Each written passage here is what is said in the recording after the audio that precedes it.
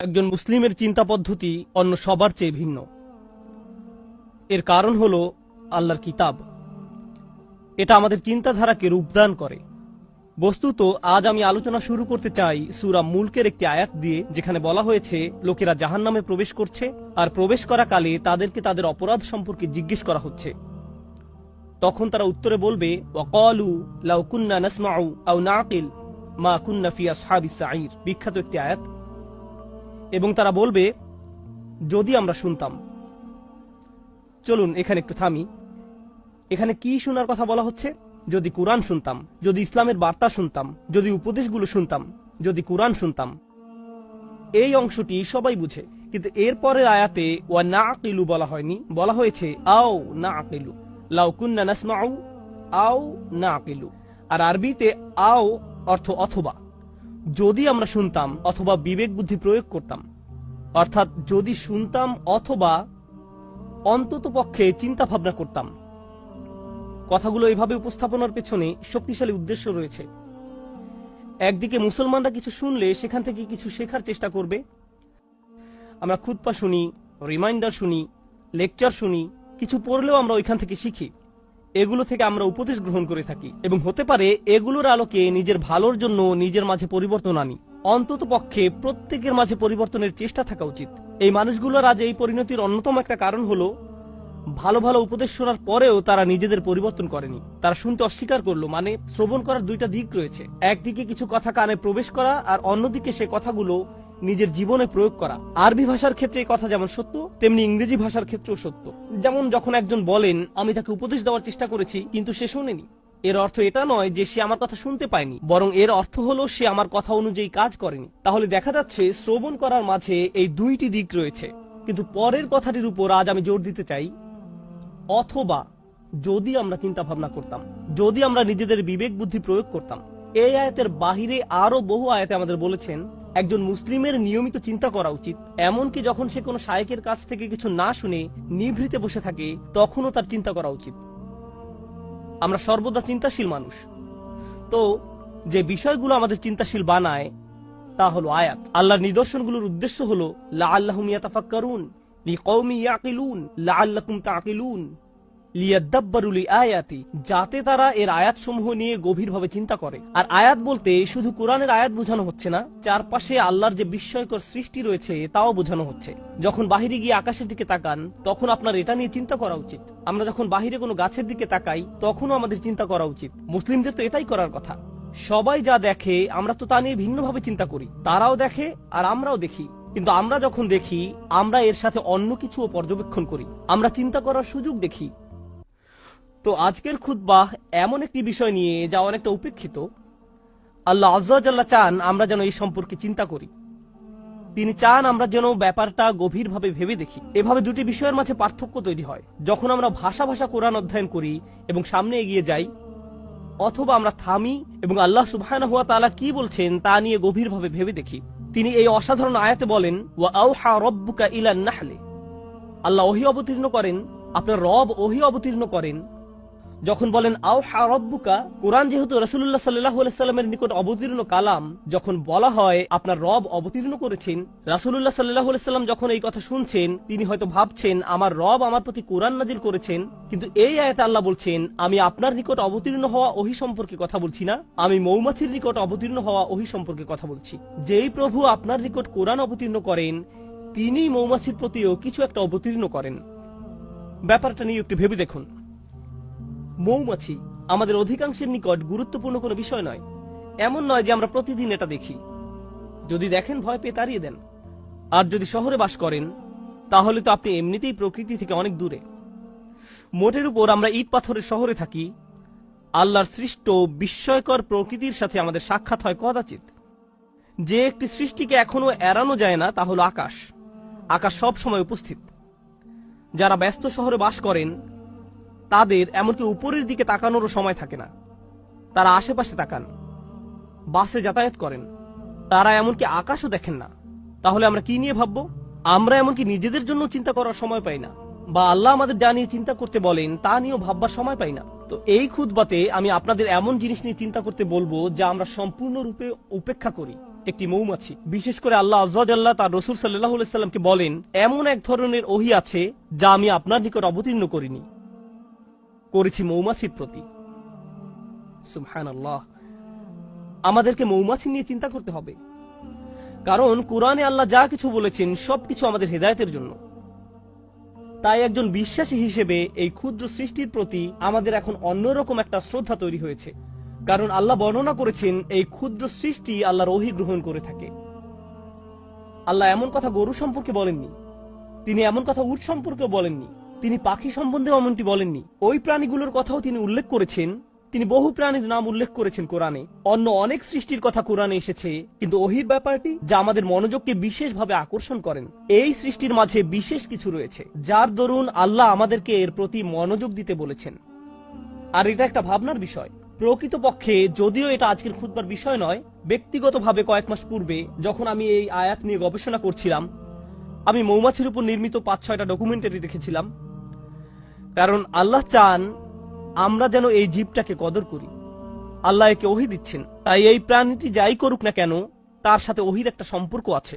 এটি ওহীর দ্বারা অনুপ্রাণিত হয়ে কাজ করে। আমি মৌমাছি সম্পর্কে বেশি কিছু জানতাম না, তাই আমাকে এই বিষয়ে অধ্যয়ন করতে হয়েছিল। আমি এই অধ্যয়নকে ইসলামী অধ্যয়ন মনে করি। ডকুমেন্টারি দেখে দেখে মৌমাছির জীবন প্রণালী শেখা এবং নোট করা আমার জন্য এটা আল্লাহর দ্বীন অধ্যয়ন করার নামান্তর। কারণ এই বিষয়টা নিয়ে আল্লাহ আমাদেরকে চিন্তা করতে বলেন। আল্লাহর এই কিতাব থেকে জ্ঞান এবং প্রজ্ঞা অর্জন করতে হলে আমাদের দৃষ্টিভঙ্গির প্রসারতা থাকা জরুরি। যাই হোক, এই আয়াতে আল্লাহ বলেন, আনিত্তাখিযি মিনাল জিবালি বুয়ুতা। আল্লাহ মৌমাছির প্রতি ওহী নাজিল করেন। ইত্তাখিযি এর অর্থ সরাসরি আদেশ।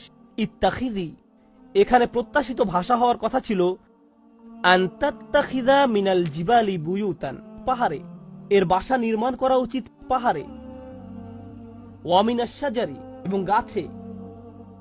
ওয়া মিম্মা ইয়ারিশুন এবং তারা যে গৃহ নির্মাণ করে তাতে। অর্থাৎ মৌচাষীরা এর জন্য যে খাঁচা নির্মাণ করে, যে গৃহ নির্মাণ করে তাতে। তাহলে মানুষ তাদের জন্য যে খাঁচা তৈরি করে তাতেও এরা বাসা তৈরি করতে পারে। এখন আমরা এই আয়াত থেকে যা শিখি, প্রথমত আল্লাহ বিশেষভাবে উল্লেখ করলেন তিনি মৌমাছিকে সরাসরি আদেশ দিয়ে থাকেন। ইত্তাখিযি ব্যাকরণের দিক থেকে ফেলে আমরের মধ্যম পুরুষে ব্যবহৃত হয়েছে। আল্লাহ সরাসরি মৌমাছির সাথে যোগাযোগ করে বলছেন তার কোথায় বাসা বানানো উচিত।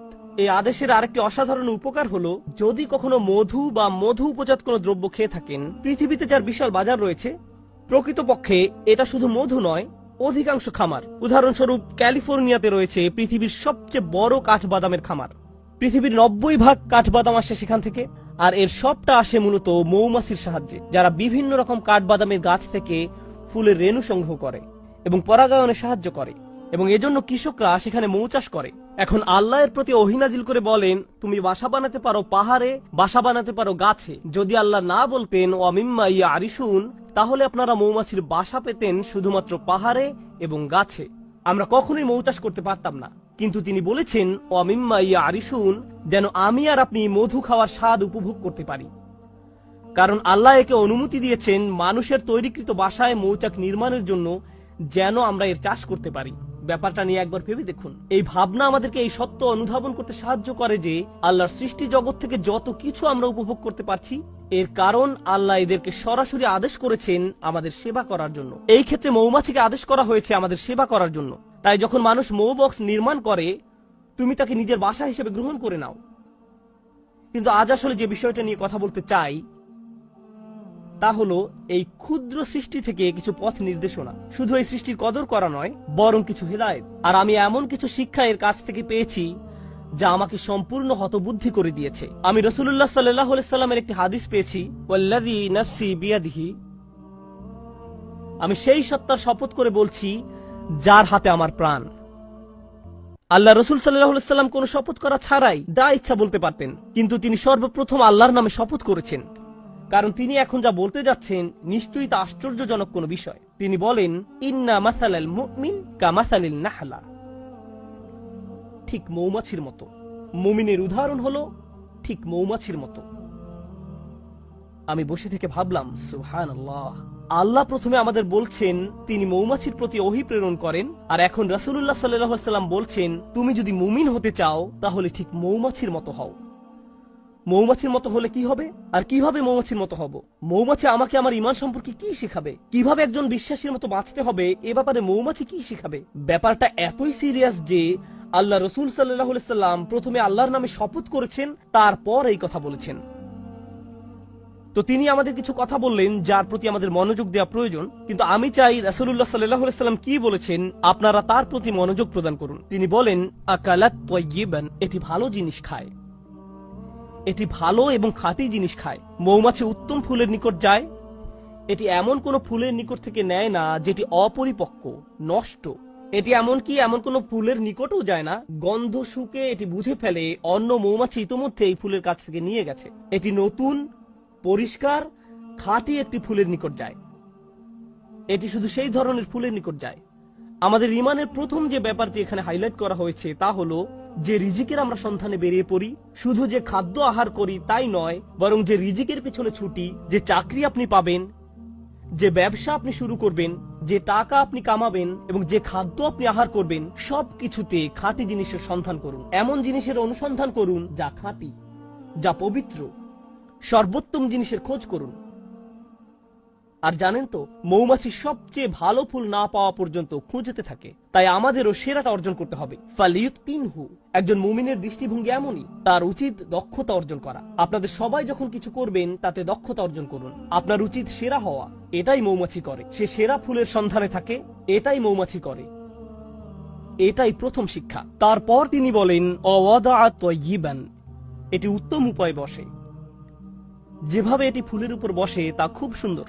ব্যাপারটা ভালো এবং খাঁটি। আর আপনাকে এ সম্পর্কে গবেষণা করতে হবে।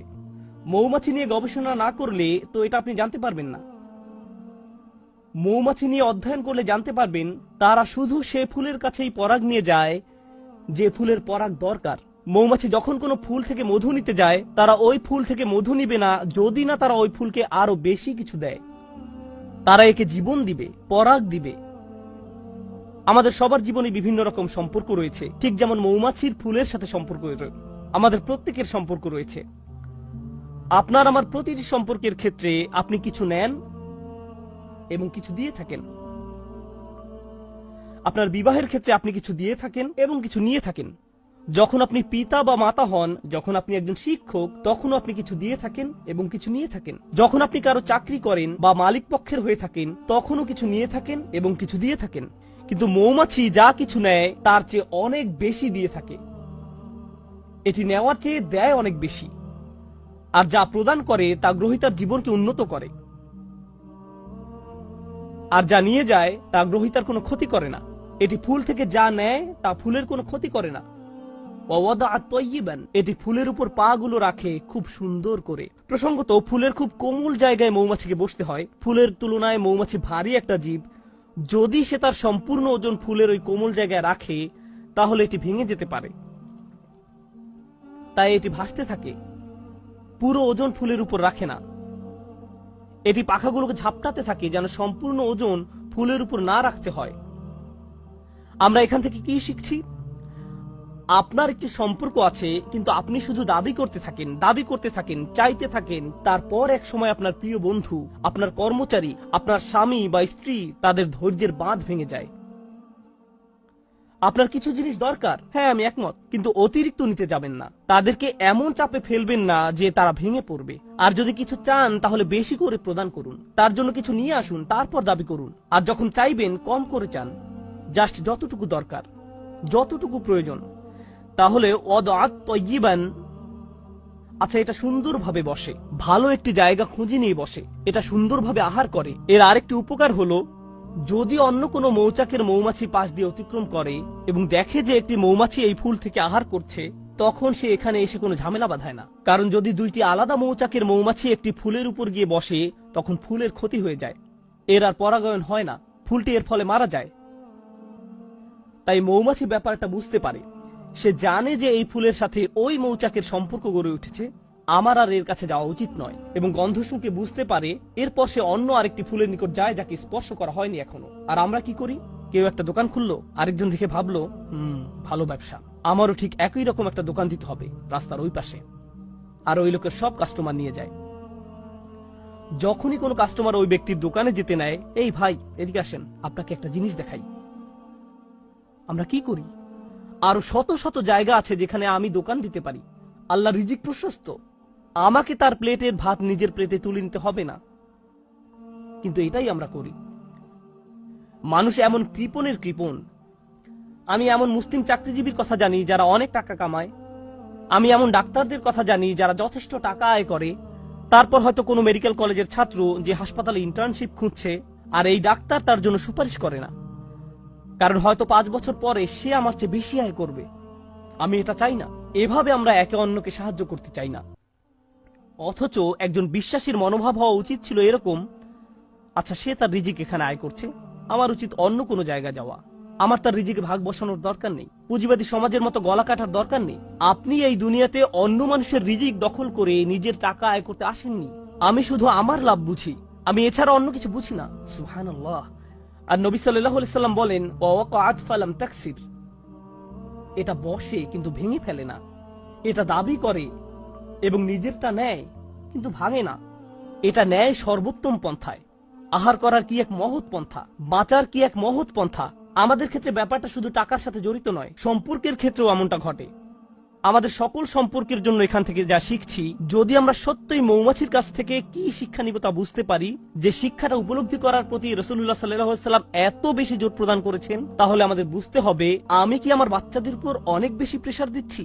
আমি কি আমার পিতামাতার কাছ থেকে অনেক কিছু দাবি করছি? আমি কি আমার স্বামীর কাছ থেকে বেশি কিছু দাবি করছি? আমি কি আমার স্ত্রীর কাছে অনেক কিছু আশা করছি? আমি কি আমার বন্ধুর কাছে অনেক অনেক কিছু চাচ্ছি? আমি কি আমার কর্মচারীদের উপর অনেক বেশি কঠোর? আমি কি আমার শিক্ষককে অনেক বেশি জ্বালাতন করছি? আপনাকে এই প্রশ্নগুলো করতে হবে, কারণ আপনি মৌমাছির মতো হতে চান। তারপর সবশেষে তিনি বলেন, ওয়ালাম তুফসিদ, ওয়ালাম তুফসিদ, এবং এটি কোনো দূষণ তৈরি করে না। মৌমাছিদের একটি উল্লেখযোগ্য ব্যাপার হলো, যে ফুলের কাছে তারা মধু আহরণ করতে যায় তা নিজেদের বাসা থেকে অনেক দূরে, সুতরাং তারা অনেক দূর পথ ভ্রমণ করে, কখনো কখনো তা কয়েক মাইলও হয়ে থাকে। এরপর তারা নিজেদের মৌচাকে ফিরে আসে। আর মৌচাক শুধু তার নিজের বাসা নয়, তার বিশাল প্রতিবেশী রয়েছে, সবাই এই মৌচাকে বাস করে। আল্লাহ তাদেরকে বিশেষ ধরনের নাচ শিখিয়েছেন। একটি নির্দিষ্ট নিয়মে তারা বাতাসে ভাসতে থাকে, যা অন্য মৌমাছিদের জন্য অন্য ফুলের পথ বাতলে দেয়। দেখো, আমি আমার নিজের জন্য কিছু রিজিক পেয়েছি, তোমরাও অমুক অমুক ফুল থেকে উপকার পেতে পারো, আমি তোমাদেরকে সেই রাস্তা দেখিয়ে দিচ্ছি। এটা তখন তাদেরকে পথ দেখায়। এর নাম হলো বি ড্যান্স। জনপ্রিয় পরিভাষা হলো বি ড্যান্স। তারা অন্য মৌমাছির সামনে এই নাচ দেখাতে থাকে, যেন অন্যরাও থেকে মধু আহরণ করতে পারে, যেন তারাও খেতে পারে। এভাবে তারা নিজেদের সমাজ তৈরি করে, একসাথে তারা নিজেদের মৌচাক নির্মাণ করে। তো এটা বুঝতে পারে যে যখন কেউ কোনো কিছু থেকে উপকার পেয়ে থাকে, এটা কোনো প্রতিযোগিতা নয়। যদি সে অন্যদের উপকার পাওয়ার সুযোগ করে দেয়, এর মাধ্যমে আসলে সবাই উপকৃত হয়। আমি নিজে নিজে একটি মৌচাক নির্মাণ করতে পারবো না, আমাদের সবাইকে এর জন্য কাজ করতে হবে। পক্ষান্তরে মুসলিম সমাজে কি হয়, যখন আমাদের ঈমান থাকে না, যখন কেউ উন্নতি করে, আমরা হিংসুক হয়ে পড়ি। তাহলে কাউকে বলতে চান না কিভাবে এই উন্নতি করলেন। আচ্ছা, আপনার দোকানের সাপ্লাই কোথা থেকে পান? আমি জানি না, ভুলে গেছি। আচ্ছা, আপনার চাকরির জন্য কোথায় আবেদন করেছেন? আপনার রিজিউমি কেমন? আমি জানি না, ফাইলটা হারিয়ে ফেলেছি। আপনি কাউকে সাহায্য করতে চান না, এটা হলো প্রতিযোগিতা। আমি কেন প্রতিযোগিতায় আরেকজনকে সাহায্য করব? আমি কেন তাকে বোর্ড কমিটিতে সিট পেতে সাহায্য করব? আর রাসূলুল্লাহ সাল্লাল্লাহু আলাইহি সাল্লাম মৌমাছির জীবনের মাঝে সীমাহীন বিজ্ঞতা দেখতে পেলেন, কারণ আল্লাহ তাকে বলেছেন, দেখো আমি মৌমাছির নিকট ওহী প্রেরণ করছি, ওয়া আওহা রাব্বুকা ইলান নাহল। যে পথটা মৌমাছি অনুসরণ করে, আল্লাহ তাকে বলছেন সুবুলা রাব্বিক। মৌমাছি বৃত্ত তৈরি করে দুলতে দুলতে সামনে চলতে থাকে, কিন্তু আমাদের পক্ষে তাদের এই পথ ভ্রমণ দেখা সম্ভব নয়। আর আল্লাহ বলছেন, প্রতিটি বাঘ যে এটি নিয়ে থাকে, সেটি তার রবের দেখানো পথ। আল্লাহ তাদের জন্য এই পথটি তৈরি করেছেন, আর তিনি এটাকে জুলুলান বলেছেন। এই আয়াতে যে হাল ব্যবহার করা হয়েছে তা হলো জুলুলান। আল্লাহ বর্ণনা করেছেন, মৌমাছি নম্রতার সাথে এগিয়ে চলে। এর একটা চাকরি আছে, গুরুত্বপূর্ণ কাজ আছে, এটা একটা মিশনে আছে, এটা একটা লক্ষ্য পানে এগিয়ে চলছে, কিন্তু তাই বলে এটা অহংকারী নয়। অনেক সময় দেখবেন মানুষ ব্যস্ত সময় কাটালে কেমন জানি অহংকারী হয়ে ওঠে। আমি মারাত্মক ব্যস্ত, তোমার জন্য আমার সময় নেই, পরে কল দিও। আর আপনাদের মাঝে কেউ কেউ বড় চাকরি করেন, মাকে কল দেওয়ার সময় নেই। অন্যদিকে মৌমাছি জুলুলান তথা কাজ করতে যাওয়ার সময়ও নম্রভাবে পথ চলতে থাকে। সুবহানাল্লাহ। সব শেষে যা বলতে চাই, আর 2 মিনিট সময় আছে, আমি মৌমাছি নিয়ে শেষ একটি কথা বলতে চাই। যদিও অনেক কিছু বলার ছিল, শেষ একটা কথা, আল্লাহ এই জীবটাকে অসাধারণ করে বানিয়েছেন আর এটাকে তার নিজের কাজ করার যোগ্য করে তৈরি করেছেন। এটা নিজের জীবিকা আহরণ করছে। এই মৌমাছির অন্যদের সাথে সম্পর্ক আছে, নিজে উপকৃত হচ্ছে, সমাজের সবার উপকার করছে। এই সব কিছুর উপরে এটা মৌচাক নির্মাণ করে। এই মধুর উপকার মৌমাছিকে ছাড়িয়ে আরো বহু সৃষ্টির মাঝে ছড়িয়ে পড়ে, যা শিফাউন লিন্নাস। এই মধুতে মানব জাতির জন্য রয়েছে চিকিৎসা, ছোট্ট একটা প্রচেষ্টা থেকে। আমরা এখান থেকে কি শিখছি? আমরা যদি মুমিনদের একটি সমাজ তৈরি করতে চাই, আমরা যদি পরস্পরের উপকার করতে চাই, আমরা যদি একসাথে ভাই ভাই হয়ে বাস করতে চাই এবং অল্পে তুষ্ট থাকি, আমাদের সম্পর্কগুলোর উপর বেশি চাপ না দিয়ে থাকি, এর ফলে আমরা যে সমাজ নির্মাণ করব, এতে শুধু নিজেদের উপকার হবে না, বরং মানবতা এর দ্বারা উপকৃত হবে, আরোগ্য লাভ করবে। যদি মৌমাছিদের একটি সমাজ পৃথিবীকে আরোগ্য দান করতে পারে, কত শত রোগ বালাই মধুর মাধ্যমে আরোগ্য লাভ করে। রাসূলুল্লাহ সাল্লাল্লাহু আলাইহি সাল্লাম কর্তৃক সত্যায়িত একটি ওষুধ হলো মধু।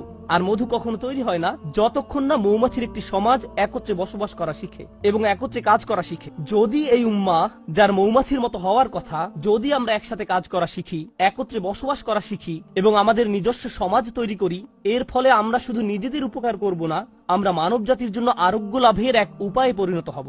কারণ মানব জাতি আজ লোভী হয়ে পড়েছে। সবাই শুধু নিজের চিন্তায় ব্যস্ত। তারা বলে, আগে নিজের চরকায় তেল দাও। আমরা এই গ্রহকে জ্যান্ত সাবার করে ফেলেছি। প্রসঙ্গত, এতে অবাক হওয়ার কিছু নেই। আজ যেহেতু পৃথিবীতে ফিতনা বেড়ে গেছে, পৃথিবীতে আরেকটি ট্র্যাজেডিও লক্ষ্য করা যাচ্ছে। মৌচাকগুলো দিন দিন উধাও হয়ে যাচ্ছে। আল্লাহ আজ্জা ওয়া জাল্লার একটি অন্যতম নিদর্শন হারিয়ে যাচ্ছে এবং এজন্য সব শেষে রাসূলুল্লাহ সাল্লাল্লাহু আলাইহি সাল্লাম বলেন, ওয়ালাম তুফসিদ, এটা ফাসাদ তৈরি করে না, এটা আহার করার মাধ্যমে আরো বেশি জীবন তৈরি করে। যখন মৌমাছি আহার করে, এটি আরো জীবন তৈরিতে সাহায্য করে। আজকের দুনিয়ায় যেভাবে ম্যানুফ্যাকচারিং ইন্ডাস্ট্রিগুলো কাজ করে, যেভাবে আমি আপনি ভোগ করি, আমরা জীবন বৃদ্ধি করি না, বরং আমরা উৎপাদন করি উল্লেখযোগ্য পরিমাণে মৃত্যু ঘটানোর মাধ্যমে। আমরা পৃথিবীতে অনেক বেশি দূষণ তৈরি করি, আমরা অনেক বেশি সামাজিক অপচয় এবং অর্থনৈতিক অপচয় তৈরি করি, আমরা দুনিয়াতে ফাসাদ তৈরি করি। আর রাসূলুল্লাহ সাল্লাল্লাহু আলাইহি সাল্লাম বলছেন, মৌমাছির মতো ভোগ করতে শেখো, যেন পৃথিবীতে ফাসাদ তৈরি করা থেকে বিরত থাকতে পারো। পৃথিবীকে আরো বাসযোগ্য করে তোলো। তোমরা তোমাদেরটা নিতে পারো, কিন্তু এর মানে এটা নয় যে পৃথিবীকে এর জন্য বিশাল মূল্য দিতে হবে, পরবর্তী প্রজন্মকে এর জন্য মূল্য দিতে হবে। আল্লাহ আমাদেরকে এর কদর করতে সাহায্য করুন, আমাদের চিন্তাশীল মানুষে পরিণত করুন। আল্লাহ আমাদেরকে গভীর জ্ঞানপূর্ণ এক ধর্ম দান করেছেন। আল্লাহর শপথ, যদি এই ধর্ম নিয়ে চিন্তা করেন, তাহলে এটা অন্যরকম এক বিষয়। আর যদি সারা জীবন ধরে শুধু অনুসরণ করে আসছেন কিন্তু কোনোদিন এই ধর্ম নিয়ে চিন্তা করেননি, তাহলে এটা সম্পূর্ণ ভিন্ন রকম একটা বিষয়। আল্লাহ আমাদের চিন্তাশীল মানুষে পরিণত করুন, ভাবুক মানুষে পরিণত করুন এবং এমন মানুষে পরিণত করুন যারা আসলেই কোরআনের আয়াত নিয়ে চিন্তা করতে পারে এবং